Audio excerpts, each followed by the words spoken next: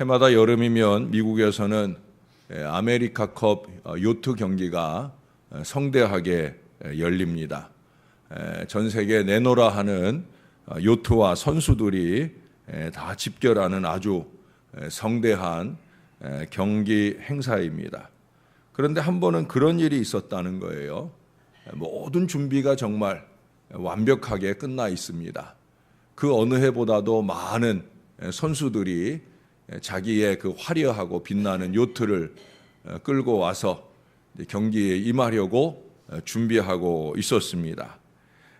그들이 가져온 다양한 요트들을 볼 때마다 사람들은 이제 그 요트가 출발하게 되는 그 대단한 광경을 기대하고 있었습니다.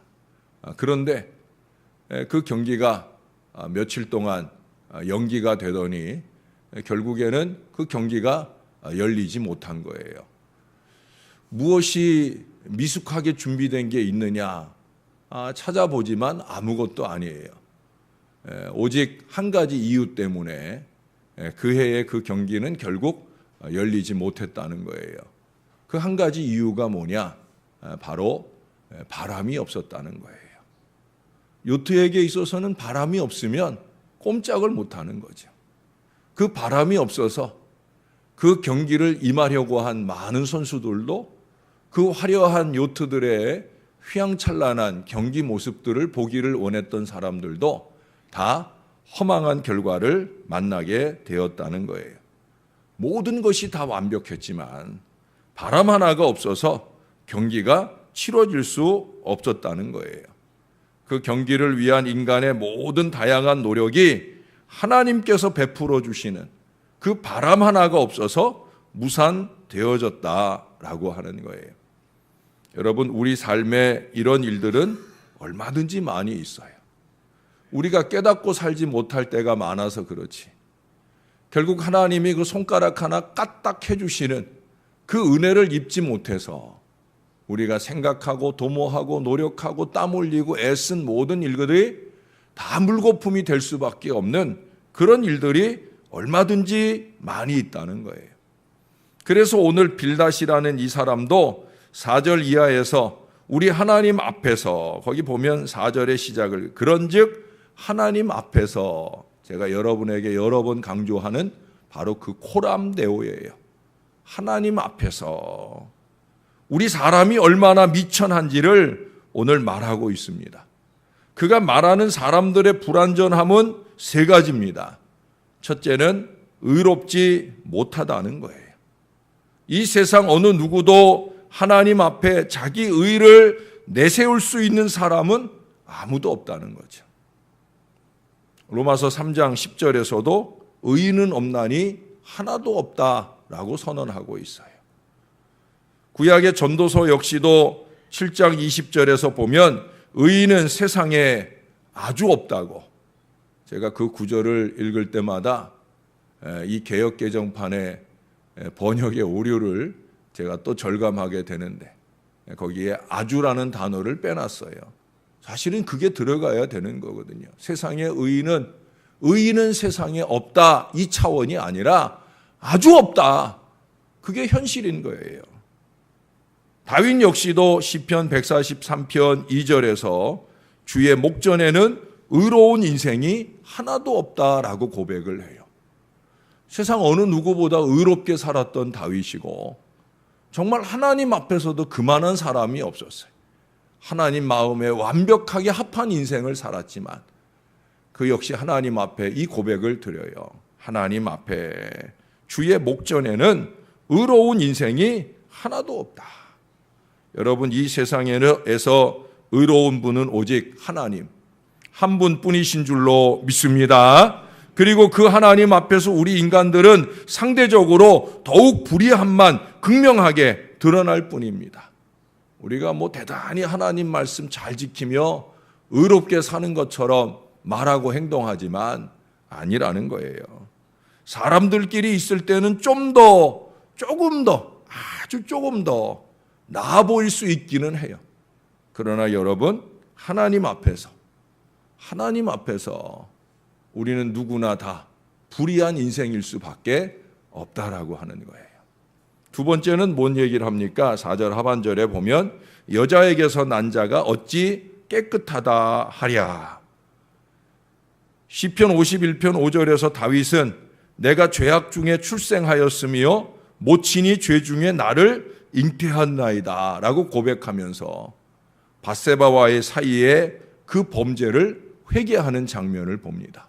아까도 말씀드린 대로 그야말로 다윗은 어린 시절부터 그가 죽을 때까지 하나님 앞에 완벽해 보려고 노력했던 사람 중에 하나예요. 그런데 그도 고백합니다. 내가 모태의 태중에서 죄악 가운데 잉태된 인생이다. 그래서 내 안에 있는 그 죄악된 속성, 아담의 원죄성, 내가 그걸 간직하고 있기 때문에 내가 밧세바를 보고 음탕한 마음이 생기고 그를 내 여자로 만들고 싶어 하고 그를 내 여자로 만들기 위해서 그의 남편 우리아를 전쟁터 깊은 곳에서 죽게 하는 이 괴악한 일들을 나도 할 수밖에 없는 사람이다. 바로 그 고백을 하고 있는 거예요. 요한 1서 1장 8절에서도 사람이 만일 죄 없다 하면 스스로 속이는 것이다. 죄 위에 죄를 더하는 것이다. 라고 선언하고 있어요. 그게 우리들입니다. 이 원죄성은 물론이고 자범죄의 얼룩도 보통 지나지 않은 그 불견한 인간들이 바로 우리들이라는 거예요. 다른 사람에게 대해서는 의의 잣대를 들이대고 나 자신에 대해서는 그럴 수도 있지라고 합리화하려고 하는 어리석음이 바로 우리들이라고 하는 거예요. 특히도 거룩하신 하나님 앞에서는 더욱더 그 불결함이 드러날 수밖에 없는 거예요. 그래서 이사야 6장에서 하나님의 임재를 경험할 때 그가 무슨 고백을 해요? 화로다 나여 내가 죄악 중에 하나님을 보았기 때문이다. 정말 하나님 앞에 안 서 있어서 그렇지. 코람데오 하는 신앙 인생은 이게 극명해질 수밖에 없는 거예요. 그래서 제가 자꾸 코람데오 하자는 이유가 그거예요. 하나님이 너무나 깨끗하고 완벽한 분이시기에 그 하나님 앞에 서면 보색이 된다고 그랬잖아요. 우리의 죄악이 까만 게 그 깨끗한 하얀 것 앞에서 극명하게 보여지게 되어 있다니까요. 여러분, 제가 이 얘기하면 꼭 덧붙이는 얘기가 있잖아요. 그건 뭐예요? 베드로 얘기잖아요. 베드로가 물고기를 많이 잡게 되면서 예수님에게서 하나님의 속성을 보았어요. 그가 예수님에게서 하나님을 보자마자 그 예수님 앞에 섰을 때 그가 첫 번째 한 고백이 뭐예요? 나는 죄인입니다. 나를 떠나주세요. 하나님이신 예수님 앞에 자기가 감히 서 있기가 용납이 되질 않는 거예요. 하나님을 발견하면 그런 거예요. 내 앞에 계신 하나님, 그 하나님 앞에 살고자 몸부림치는 인생은 그렇게 목이 곧아지질 않아요. 더 머리를 조아리게 되고 내가 죄인입니다. 내가 부족합니다. 라고 말할 수밖에 없는 거예요. 하나님 앞에서 떳떳한 사람은 아무도 없습니다. 우리는 모두 다 똑같은 죄인입니다. 괜히 어줍지 않게 비교해 가면서 나는 의인인 걸로 나는 죄 없는 사람인 것처럼 포장하려고 하는 어리석음을 범해서는 안 되는 거예요. 마지막 세 번째 하는 얘기는 뭐냐? 이러한 이유들 때문에 빌닷은 6절에 가서 보면은 하나님 앞에 사람의 연약함을 벌레, 구더기 이렇게 미약한 존재로서 묘사를 하는 거예요. 불의하다, 추악하다, 그리고 미약하다. 이것이 우리 인간의 실상입니다. 참 비천한 존재라는 거죠. 제가 제 자신을 자주 여러분 앞에 표현할 때 이 부족한 자, 이 부족한 사람이라고 표현을 합니다.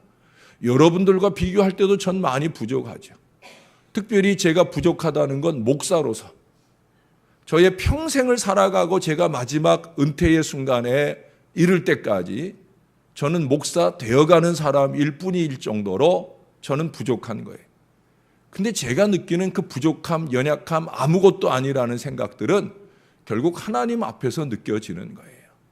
하나님 앞에 설 때. 여기 5절에 비교해서 얘기하잖아요. 달이라도 그의 눈에는 빛을 발하지 못한다. 한밤중에 여러분 휘영청 떠오른 달, 얼마나 밝은지 몰라요. 우리가 이 전등이 많은 세상 속에 살다 보니까 달빛 밝은 줄 모르죠. 별빛 밝은 줄 모르죠. 5절은 그 달빛과 별빛을 얘기하는 거예요. 이 달빛과 별빛이 아무리 밝아도 하나님에 비하면 아무것도 아니다. 빛나는 하나님 앞에 그것은 아무것도 아니다. 하물며 우리들이야. 우리가 뭐 대단한 업적을 하고 뭐 내가 대단한 일을 한 것처럼 뻐기고 싶지만 하나님 앞에야 우리는 다 비천하고 부족하고 무력한 존재다. 그래서 다윗도 시편 22편 6절에서 나는 벌레요 사람이 아니다라는 고백도 해요. 이사야서 41장에서는 이스라엘 전체, 개인도 아니고 이스라엘 전체를 가리켜서 너 지렁이 같은 야곱이라고 하나님께서 지칭하셔요. 하나님 보실 때 지렁이 같은 존재라는 거예요. 제가 가끔 그런 얘기를 해요. 지렁이도 밟으면 꿈틀한다 하는 말이 있잖아요. 꿈틀하고 나서 뭐 해요? 꿈틀하고 나서 뭐 해요? 그냥 죽어요. 지렁이 밟으면 꿈틀해봐야 그냥 밟혀 죽는 거예요. 그냥 꿈틀할 뿐이라는 거죠. 우리 지렁이 같은 존재. 이스라엘 전체를 놓고 볼 때도 신월교회 전체를 놓고 볼 때도 하나님이 보실 땐 지렁이 같은, 하나님이 손가락 하나로 꾹 누르면 사라지고 없어질 그런 존재다. 우린 그렇게 미약한 존재다. 바로 그런 점을 얘기해 주는 거예요. 여러분, 이 세 가지 인간의 한계들이 하나님 앞에 더욱 크게 느껴지는 이유가 뭡니까? 2절, 아까 5절도 제가 예로 들었지만 2절 전반부에 보면 그러잖아요. 하나님은 주권과 위엄을 가지셨다. 바로 이것 때문이에요. 하나님의 절대 주권적이요, 절대 우주적이요, 초월적인 그 속성들은 우리의 불의, 추악, 미력함, 이것들이 더욱더 크게 보이게 한다는 거예요. 상대적이기 때문에 그런 거예요. 앞에서 언급한 다윗이나 이사야, 베드로, 이 사람들도 다 이 권능과 이 위엄의 하나님 앞에서 스스로를 본 거예요. 이거 하나님을 제대로 보고 살지 못하면 이걸 보지 못해요. 그래서 참 별것 아닌 인생들이 뭐 대단하게 된 줄 알고 교만을 떨고 어깨를 우쓱거리고 고개를 곧게 만들고 그러는 거죠. 그 정말 신앙 없는 거예요. 신앙이라는 게 뭐예요? 하나님 앞에 사는 게 신앙이에요. 신앙이 제대로 있는 사람은 그렇게 교만하지 못해요. 자기가 뭐 대단히 은혜 충만한 사람인 것처럼 행동하지 못해요. 자기가 뭐 대단히 말씀 잘 지키며 사는 것처럼 말하지도 못할 거예요. 저는 목사니까 어쩔 수 없이 하나님의 말씀을 증거하는 거지. 하나님 앞에서 저도 마찬가지예요. 제가 늘 표현하는 것처럼 부족하다고 말씀드릴 수밖에 없습니다. 우리는 다 이 하나님의 속성 앞에서 자신을 볼 수 있어야 되는 거예요. 난 참 부족하다. 난 참 부족하다. 이 속성 앞에 우리는 감히 자기의 의, 자기의 주장, 자기의 교만 등을 내세울 수 없다는 거예요. 그 하나님 앞에 설 때마다 죽여주시와요. 이 썩어질 몸 하나 주님 위에서 마지막까지 쓸 수 있도록 의뢰를 주심을 감사합니다. 이 고백을 드릴 수밖에 없다는 거예요. 그것도 간신히 내뱉을 수밖에 없는 존재이다라고 하는 거예요. 우리의 신앙적 모든 문제는 이 하나님의 주권과 위엄의 속성을 인지하지 못하기 때문에 살아나는 거예요. 쓸데없는 말들이 큰 소리를 내고 아무것도 아닌 존재가 잘난 척을 하고 그러면서 모든 공동체 안에 이런저런 문제들이 생겨나게 되어지는 거예요. 우리가 이 속성을 깨달아야 됩니다. 항상 이 주권과 위엄의 하나님 앞에 서 있어야 됩니다. 그러면 절로 겸손해지는 거예요. 저절로 하나님을 온전히 의지하며 살아가게 되는 거예요. 그 하나님의 크신 도움으로 미래를 살아가게 되어지는 거예요. 그런데 여러분, 여기에 더하여서 아주 중요한 말씀이 또 하나 있어요. 2절 하반절에 보면 이런 말씀을 합니다. 높은 곳에서 화평을 베푸시느니라. 할렐루야. 이게 오늘 우리가 여기 있는 이유예요. 감히 하나님 앞에 설 수 없는 우리, 하나님께서 주권과 권능만 가지고 계시면 우리가 오늘날 이와 같은 예배 형태로 감히 어찌 하나님 앞에 설 수 있겠어요? 그렇잖아요. 죄 많은 인생이, 불의한 인생이, 미약한 인생이 감히 어느 안전에, 우리가 하나님 안전에 감히 서 있을 수 있겠어요? 다행스럽게도 하나님의 화평의 속성, 우리 하나님의 화평의 속성이 예수 그리스도 안에서 우리에게 계시됨을 통해 우리가 이처럼 날마다 담대하게 우리 하나님 앞에 나서서 예배할 자격을 얻게 되었다라고 하는 거예요. 이게 얼마나 감사한지 몰라요. 그래서 구원은 하나님의 은혜고 선물인 거예요. 당신의 아들 예수 그리스도를 우리 위에 아낌없이 내어주심이요, 우리 주 예수 그리스도께서 십자가 위에서 아낌없이 남김없이 그 물과 피를 다 쏟아내신 그 놀라운 사랑과 은혜, 그게 바로 이 화평을 베푸시는 아버지 하나님의 은혜 덕분이다라고 하는, 이걸 생각하면 얼마나 감사한지. 정말 죽을 때까지 드리고 마지막까지 드려도 부족한 게 바로 이 하나님의 은혜인 줄로 믿습니다. 이 화평에 하나님께서 우리의 불의와 추악과 미약을 다 덮어주시고 주님의 주권과 위엄으로 우리를 호위하시며 우리의 손을 잡아 이끄사 강하고 담대한 믿음의 용기로 우리를 채워주시고 미래를 살게 하시는 줄로 믿습니다. 이 임마누엘의 은총으로 역사해 주시는 거예요. 우리는 우리의 부족함을 인정하면서 이런 하나님의 속성이 주시는 교훈과 은총으로 날마다 살아야 됩니다. 제가 늘 자주 임마누엘을 말할 때마다 임마누엘은 하나님의 이 주권과 권능을 이용해 먹기 위해서만 필요한 임마누엘이 아니라고 그랬죠. 임마누엘, 하나님이 함께 하신다, 이건 늘 기억하고 그 하나님 보실 때 참 불의하고 추악하고 미약한 인생이 쓸데없는 큰 소리 높이지 말고 겸손하게 더 낮아져서 아버지 뜻을 분별해 가며 그 뜻 앞에 겸손히 순종하는 하루하루를 살아가는 게 임마누엘이다. 그 임마누엘의 은혜조차도 주님의 긍휼 때문이지 뭐 내가 잘나서 그런 게 절대 아니다. 이 마음으로 살아내는 오늘 하루 이 한 주간이 된다고 하면 저와 여러분의 행복한 은혜의 미래는 더욱더 힘있게 화평을 주시는 우리 아버지의 은혜 안에서 얼마든지 누리게 될 줄로 믿습니다. 이 은혜 안에 사는 하나님의 친백성들이 다 되어 주시기를 우리 구주 예수님의 이름으로 간절히 축원합니다. 아멘. 기도하겠습니다. 어젯밤 늦은 시간 문상을 마치고 돌아온 걸음들이 이 새벽에도 부족한 종과 함께 깨어나 예배할 수 있는 이 참 든든한 믿음의 식구들을 이 제단 안에 더해 주시는 것을 감사합니다.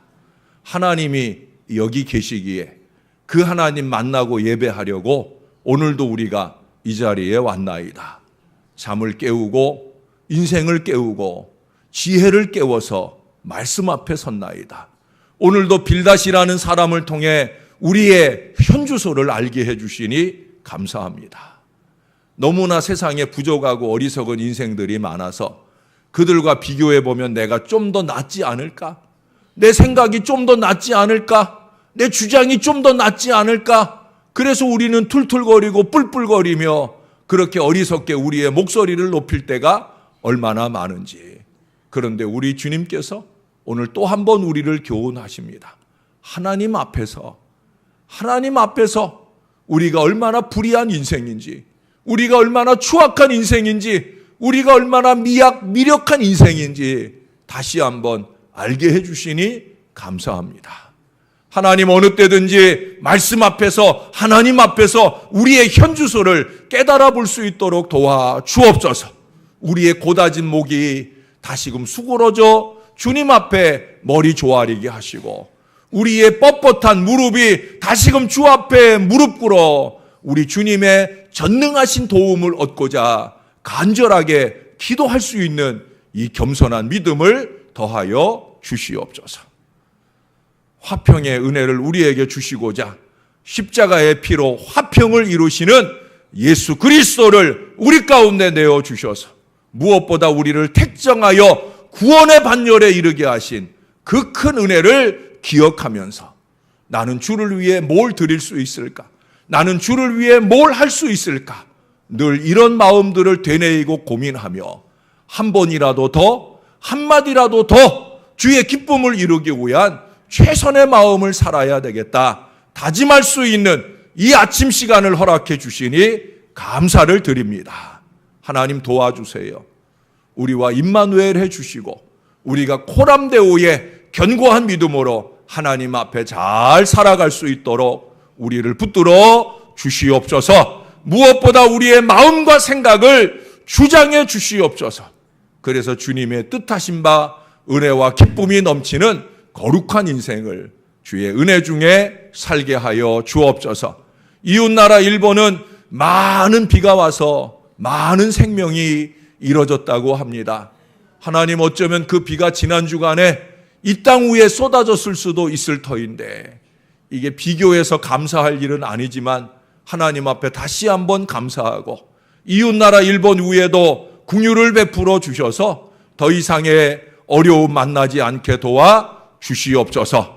장마철이 아직도 끝나지 않았고 오늘 오후부터도 전국적으로 장맛비가 이어진다고 합니다.